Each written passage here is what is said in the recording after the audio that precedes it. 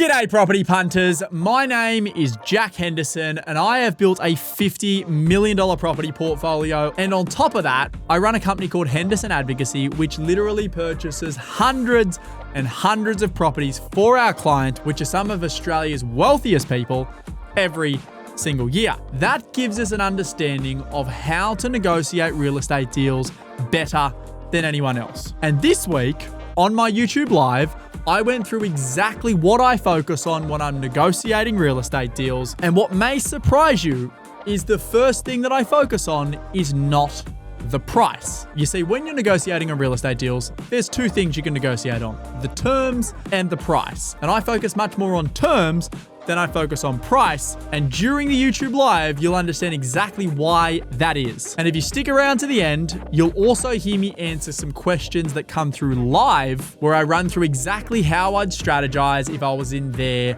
shoes. So if you're a serious property investor who wants to scale their portfolio, this is for you.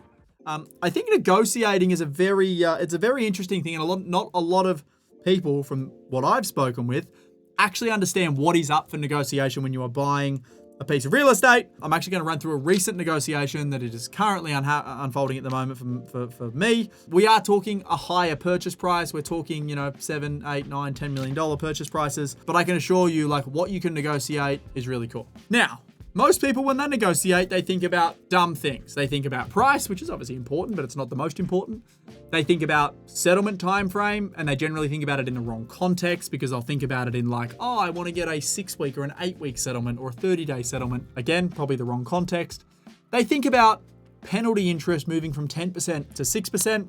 Why the fuck that even matters, I don't know. But if you go and work with any conveyancer, just any Joe Blow conveyancer, it'll take them 5 days to review a contract. They'll send their review across, and then they argue with the other side over the dumbest shit I've ever seen in my life. So I'm going to show you what I focus on when I negotiate, and I can tell you it is not penalty interest. I'll run you through two negotiations. The first one is 7.75 million office. Okay, which is mine. And the second one is our new, which is about to exchange in the next couple of days, a new wedding venue, which is 9 mil.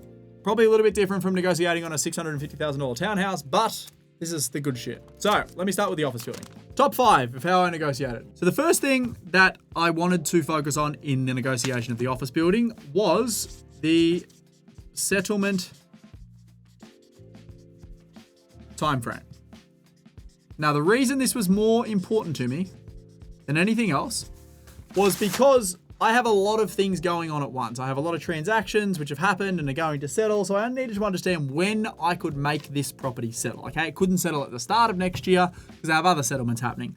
I had to then work out when I was going to have the capital to make the settlement. And I also, because we're going to occupy this building, we're in another lease, which doesn't expire to the following next year of 2026. It doesn't expire until 2027. So I was like, well, ideally I don't have to break a lease too early. I will have to break one, but not too early. So the most important thing with this transaction was settlement timeframe, both from a capital point of view and from a convenience point of view with occupying that building. So that's what I focused on first. Before I said how much is it, how much can we buy it for, I said, hey, what will the vendor do in terms of settlement? If he wants to settle in 6 weeks, I'm not the buyer for this thing because I can't do it. If he's open to settling in 6, 9, 12, 24 months, I could be the buyer. Okay, so I'll talk about settlement. But that was the first thing. The second thing was then price. Naturally, I don't want to pay stupid money for it. I couldn't pay any money for it, though, if I couldn't get the right settlement terms. Hence the reason the settlement was more important. So it was settlement, then it was price. For me, it was probably then deposit.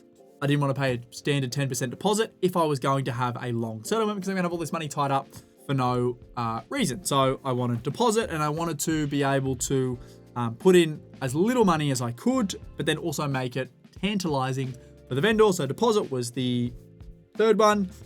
Fourth one, access. So when you exchange on a property, I want to be able to get access to the property between exchange and between settlement, so I can go and do my fit out and all this stuff before I then have the holding costs. Otherwise, I'm going to have to settle on the property, have then the holding costs, and then arrange access. And the fifth thing, I honestly don't know what the fifth thing was, but it had DA plans and stuff like that, which is really not a part of the negotiation. but it made me interested in the property I'll actually go through this first. What interested me in this property is that it's in a residential area, being Paddington. It's a heritage conservation area, which means trying to get a DA through is fucked up. And they had already gone through the process of getting an approval to add another level, to add a beautiful outdoor area. And to get the DA approved, it wasn't just submit to Wallara Council and then get an approval. It was submit to Wallara Council, all the neighbours complained. Then you had to go to Land and Environments Court and get it approved and win in Land and Environment Courts, which was a big tick for me. Bang, they'd gone to the effort to do that.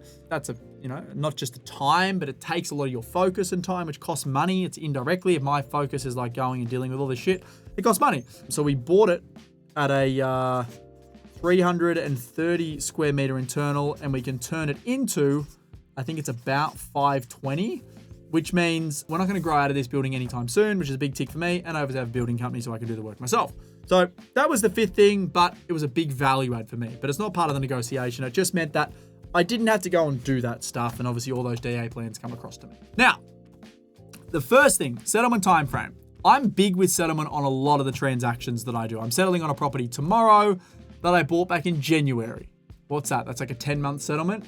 And I put down a 5% deposit, which I'll get into the deposit thing. So I put 50 grand down to secure the property. I had 9 months to settle on it, which is a great use of my money. And obviously I don't have to settle on the property because I didn't need it between then and now. So settlement time frame is up for negotiation. When I say it's up for negotiation, I mean you can settle whenever you want, okay? You can make outrageous settlement claims, or requests, I should say, and they will accept it. Like, I have settled on so many properties where I've had a 12-month term. Now, I'm not talking about everyday properties that go to market, sub $1 million properties. I'm talking about larger transactions, obviously, but settlement time frame is super important to me. I did buy one recently at $1 million, which I got, I think it was a 4 or 5 month settlement, which is still long for that kind of transaction, but it's always something that I talk about upfront before price. I always say, hey, when do you need to settle? So for the $1 million transaction that I settled on, I needed to settle in the new financial year. And I said that up front before we spoke about price. I said, hey, just to let you know, I'm not going to be able to settle on this thing for like 4 or 5 months. So if you want to settle like within 6 weeks, I'm not your buyer. You tick that straight away. Boom. Awesome. So you're open to a long settlement. Yes. Then you go to price. Okay. And you have to work out how much it's worth to you to get an extra settlement. Because if you're talking many, many, many millions of dollars in purchase price and in debt, that can be worth a lot of money. Like repayments on, $5 million loans per month can be $30,000 or $40,000. So if you can get 12 months, that's $500,000 in repayments that you're not having to pay. So then you can go in with going price. Well, am I willing to pay a little bit more because I can get the right terms and secure this asset versus not get the right terms and have to pay a slightly lower price? And I'll talk through that in more detail in just a sec. But for settlement, the way that you generally get a longer settlement is to make it enticing for the vendor, right? So when I'm requesting longer settlement, I'll usually say that I'll give the release of the deposit to the vendor. So for example, on this purchase with the 7.35 million, the deposit was, 400 grand or whatever it was. And that was released to the vendor immediately. So we got 5%, he got 400 grand in his bank the day the deposit was paid. Good for the vendor, a little sugar hit.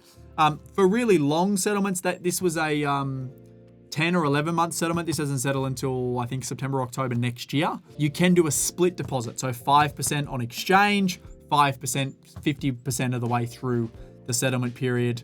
That can also be good too if they say no just to the initial 5% up front. So settlement is where I always start. Then we go price. Like I said, I'm always probably willing to pay a little bit more for the property if I can get the correct terms, settlement terms and deposit terms, because having more money in my bank for longer is way more valuable than $50,000 or $100,000 extra in purchase price. And remember, when you're borrowing 70 or 80%, it's not actually $100,000. Although it is 100 grand and it's going to be added to your loan, it's not $100,000 of your money. For every $100,000 extra in purchase price, it's 20 or 30 grand of your own money and the rest is the bank's money. And it doesn't really change the repayments all that much from my point of view. So price is then second. For that asset, same thing. I was somewhat fixated on price, but at the same token, I was like, well, how else am I going to buy this thing? I want to be in Paddington. I love Paddington as a location. I want an office building close to where we are right now, near Five Ways. What else is there around for this price? And there's not much. So there wasn't a huge amount of comparables, but at the same token, I looked at it through the lens of if I don't buy this, what else is going to come up that's cheaper than it? And the reality was nothing that was as good as it. So price is price. Deposit, again, If you have longer settlements, you ideally don't want to have a huge amount of your money tied up in it for a few reasons. One, obviously cash is good to have and use to grow businesses and all the rest of it. And the second reason is, with long settlements, shit can happen. Something could happen with your business, something could happen with your life, something could happen with the vendor. And let's say hypothetically settlement doesn't go through, you want to have as little of your own money on the line as you possibly can. Okay, now that's not always possible, but you want to have as little as your own money on the line as you possibly can. So if anything was to happen and they were to pursue you for the money, it's a legal battle is how I look at it versus just having the money there. So it's protection for you as the buyer, but it can be a good way to get the outcome that you want. Release of deposit is something that I use a lot. Like I'll allow the deposit to get released to the vendor. They like it because they can go and do whatever they need to do with whatever money is there. And it doesn't matter to me whether it sits in a trust account or it gets used because I don't have the money anyway. So that's a big tick. Obviously, some conveyancers and solicitors may disagree with that, but at the end of the day, when it's in a trust account, it's no longer my money. So deposit. Then if I go for access is really important. When I talk about this next one, you'll see how important access is. And with the wedding venue that we bought a few years ago, same thing, access was very important. Getting into the property and having access to it like it is already yours. That's how I try to negotiate access. So for this one, a little bit different because the owner is still operating out of the premises. But when they leave, I want to have access to be able to go in and do my fit out and make it ours before we settle and have the repayment. So on settlement date, we can essentially move in. You can negotiate whatever access terms that you want. And in the next deal that I run you through, I've negotiated some killer access terms. With the wedding venue, we had full access to the property from the day that we exchanged all the way through until settlement like it was ours. We even had a wedding at the property before we had settled on it. So we had full access to the property to do all landscaping works we needed, to do any building works, to get deliveries. We were going there on weekends. We had full marketing rights of the property too, so we could start marketing it and getting bookings before we had settled on it. So again, very important. And to be honest, like price then probably was down a little bit because I probably overpaid, or what seemed like I overpaid at the time. I paid $5.5 million for the farm, and previous to me buying it only a few years before it had sold for $3.5, so I paid a premium for it. But I can assure you the access, the deposit, and the settlement time frame that I got was worth a lot more to me than $1 million or 500 grand, whatever it was. And then, like I said, the DA plan. So they're the top 5 things I negotiate on when I'm doing bigger deals now. I know a lot of big developers, and when they're acquiring sites, same thing. It's terms, right? They're putting generally options on sites, put and call options. They want to put down small amounts of money. They want access to the premises and the property, and they want to be able to go through and do as much as they possibly can, add as much value to that property as they possibly can with as little risk to them and as little capital as possible to them. So that's how I generally try and structure my negotiations when I'm not doing put and call options. So let me run you through. This is the most recent wedding venue we are in the process of buying. It'll be a $9 million purchase price. So top 4 is settlement, access, then price. Yeah, deposit was probably less important.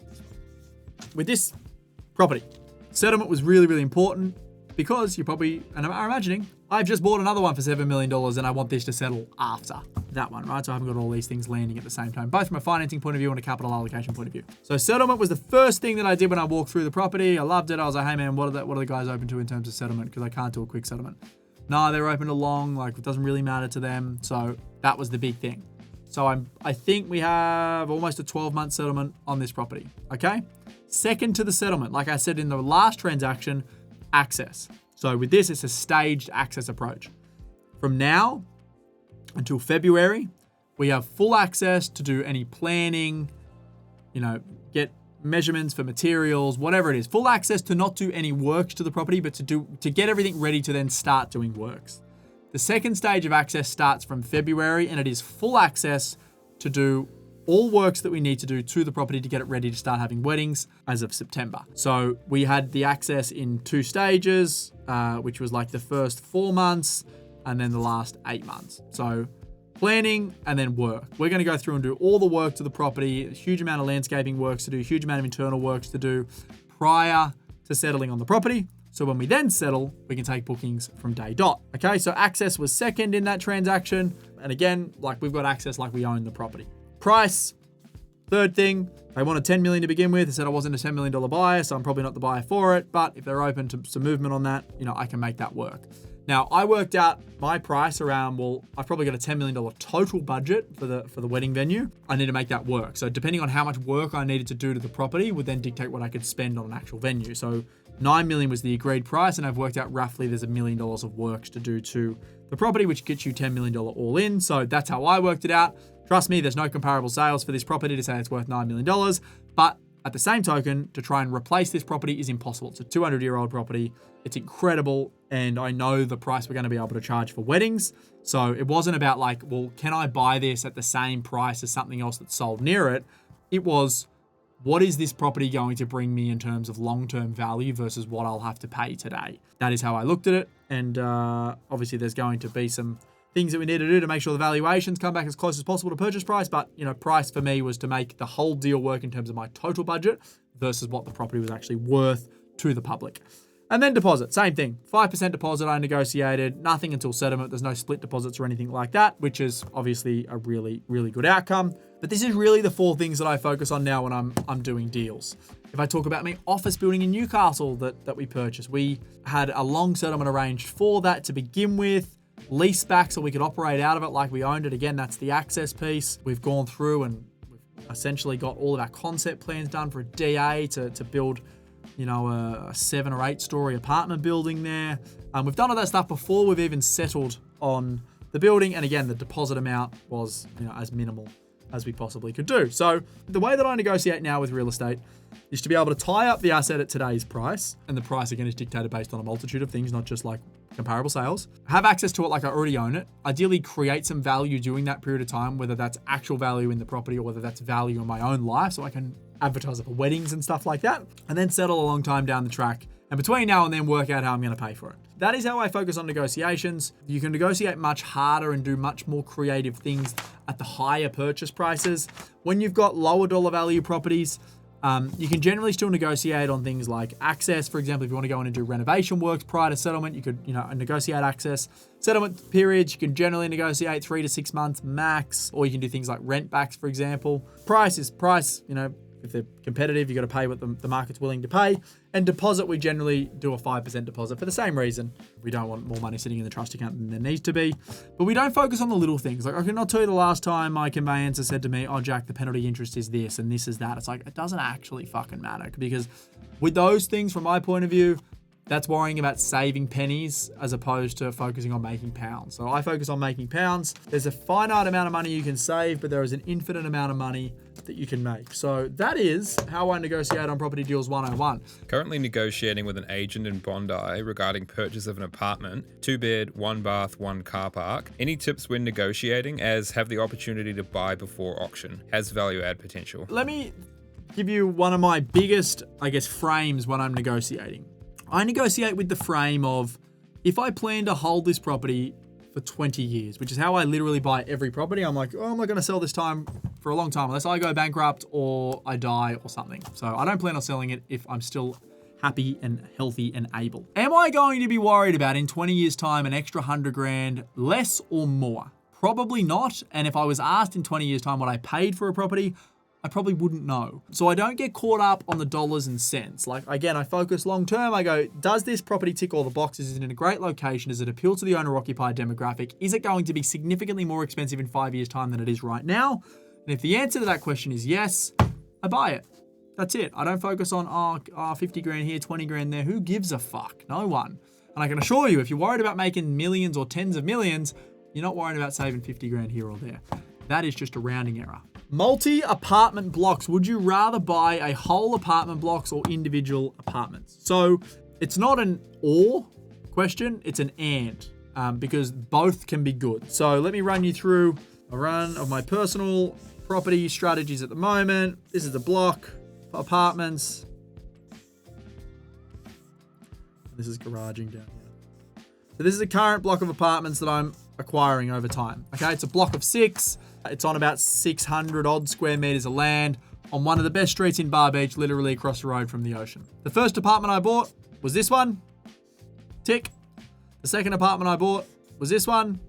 The third apartment I bought was this one, and now I've got 3 more to get over time. Well, I really need to get 1 more, probably 2 more, and then I'll control strata and I can do really whatever the fuck I want. It's not possible to buy this apartment block as a whole because it would mean every landlord would have to get together, every owner would have to get together and sell it as a whole, right? They're obviously all individually titled through strata as well.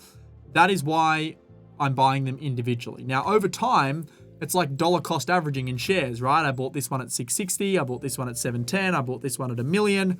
Kicking myself. This sold for 630 only a few years ago. Fucking idiot I am. Should have bought it. These will probably be the most expensive ones. They'll be probably $1.5 to $2 million a piece. This one will be, mid ones, I would say as well. So over time, I've acquired the block, and then like the blended average acquisition rate might be 1.2 million bucks a piece. 6 of those, you're in for 7.2 million bucks. But there would be zero way that I could acquire this block as a whole unless I paid stupid money from it, as a developer. You'd have to pay double or triple per apartment. I literally just had a call with a client who sold, they sold a block in Macleay Street, Potts Point. Pretty sure they got 81 million or something for the block, which was double what each apartment was worth or close enough to it. So the developer had to pay that, but the only reason the developer paid it was because it made sense to buy that site, right? This site would not make sense for that. It's just that I want the piece of land because there's no more land on that street that doesn't have a $10 million home on it. So that works. At the same token, we've also gone through and recently, which is going to be a development site for us, and bought a block of 4 apartments, 1, 2, 3, 4, all on one title, not strated, and we bought them all at once. It was like just over a $2 million acquisition, and we're going to knock these down and build a duplex. So that was all purchased at one, but because they could not be sold individually, it was owned by one person, it was sold by one person, and we just were after the dirt that it was sitting on, not the apartment itself. So in short, both strategies work. I think when you're buying individual apartments like this, you need to do it in a block where it makes sense. I'm young, so I have so much time. These people are much older than me, so hopefully they die before I do, and I get to, if they won't sell it to me while they're alive, their estate will sell it to me. And, it takes a long time. You see a lot of developers do this over many, many, many years. They get control of a building, and it's a long-term play, but when they get control, massive upside. Or if you're going to buy a full block, which is individually strated, you're going to have to buy it off someone who owns the whole thing individually as well. Generally, they're only going to sell it as a premium. But there is a few plays with these. For example, if they weren't at the floor to space ratio, nor were they at the height limit, you can add stories to the existing building, subject to getting all your engineering and making sure you can actually do it. I've actually done that. I bought an office building in Nora Head. Same thing. We can go 1 story higher. Probably doesn't make it feasible to do it, but you can do it because they're not at height yet. So there is a few plays with this. There generally has to be a long-term goal. If you're going to acquire apartments, you have to do it in a block where there's not 50 or 100 apartments because there's a lot of fucking people you got to win over. I've only got to win over 5 because I've already bought the first one many years ago, and I'm 3 out of the 6. So yeah, there you go. And then you can buy all full blocks, which are all on one title. You can strata them over time potentially, so you have to run through and do your DD on that. There could be an upside there. Buy a block of 4 for $2 million, strata them. Don't know how much that'll cost depending on your fire ratings and all the rest of it you got to do to it. But for example, they could be worth $3.5 million individually, like 4 worth $3.5 million. You bought them for $2 million, and as long as there's margin in it from what it costs you to do it, that can also be a play. Hi Jack, 180k in usable equity. We will split it in 120k on investment and 60k on our house to fix up. Right, so they're going to split the 180k that they've got as an equity release into 120 for an investment loan and then 60 grand for works. Yep. And we can buy up to 600k. Where to buy and what? Between apartments or townhouses?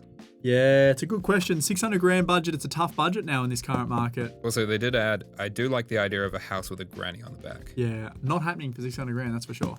600 grand budget. It's a tight budget now. You would get in places like the Hunter Valley if you're in New South Wales. You might get into like a Cessnock or somewhere like that, a Muswellbrook. Places of regional Victoria, we don't buy there. I'm not saying it's not good to buy there, but we don't buy there. Even places like Ipswich now, you're not getting in there for 600 grand. So for a townhouse for 600, you'd get closer to Brizzy. You'd get in some parts of Newcastle, Central Coast. But I think I would rather you buy a house than a townhouse for 600 grand personally, maybe just a little bit further out. Can you please walk us through the recent company structure in video? Prior to limited to shareholder trust, discretionary unit trust, trading companies when you trade in. And what is the rule around land tax threshold for New South Wales under family trust? Isn't the land tax from $0? No, for sure. There's many different structures, okay? One of the structures that I ran through recently was this.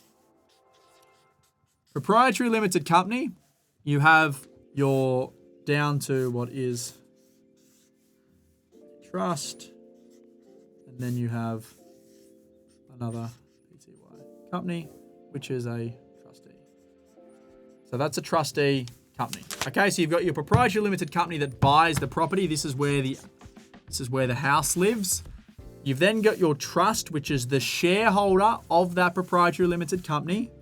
And then that trust needs to have a company of which is the trustee. Okay, so there's two companies. One is just the trustee company. One is the company that holds the asset. And you have your trust. And let's just assume this is a discretionary trust. Okay, under this structure, you get a land tax threshold in New South Wales of $1,075,000. A new one. Every time you set this structure up, you need to set up a new company, you need to set up a new trust, you need to set up a new trustee company. I'm not saying you should set up it. I'm saying you can get a new threshold if you set up this new thing every single time, okay? So in New South Wales, you can get a new threshold when you do this. There are pros and cons. You don't get a CGT discount in a company.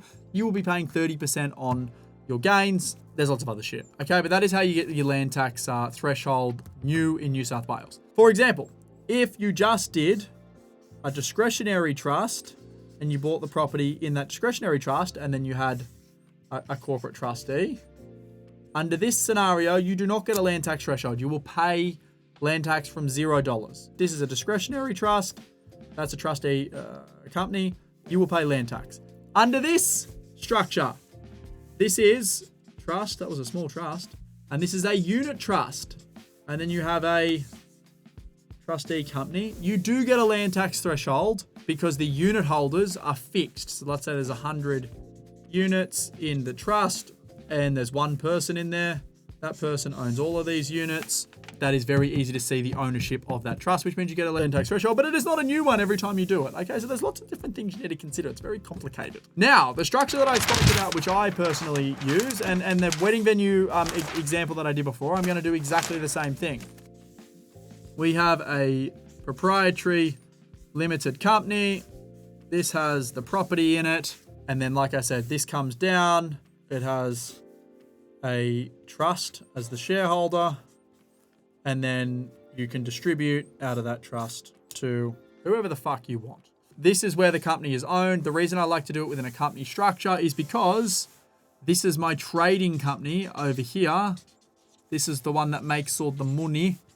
And then if this needs money for something, works or deposits or cash flow, I can push it from one company to the other and stay within a 25% tax environment. If this was owned in a trust, I would have to push to the trust and it would either have to come out as a Division 7A loan, which is a director's loan I would pay interest on and it needs to be repaid, or I would need to pay it out as a dividend to myself and individually, which would mean I'd pay 47 cents on the dollar, and then from the trust, I can obviously use that money. So not as efficient when you're running a trading entity, but like I said, in this, I pay capital gains tax at 30% versus in a trust, when you sell it, you pay at a discounted rate and you can push it out of the trust at that discounted rate. But I don't plan to sell these properties. These properties will produce lots of income, so it works for me, and then obviously you can push the income out into the trust and then push the from there. So that is how I set things up. Not saying you should set things up like that, but it works if you've got a trading entity and that trading entity earns a lot of money. All right. Thanks for sticking around to the end of the video. If you want to tune in to the next live, you need to head over to my profile, tap on the live tab, and you'll see when the next live stream is happening. Make sure you click on the notify me tab and you can tune in live and you can ask any question around your personal circumstance and I will do my best to answer it live right then and there.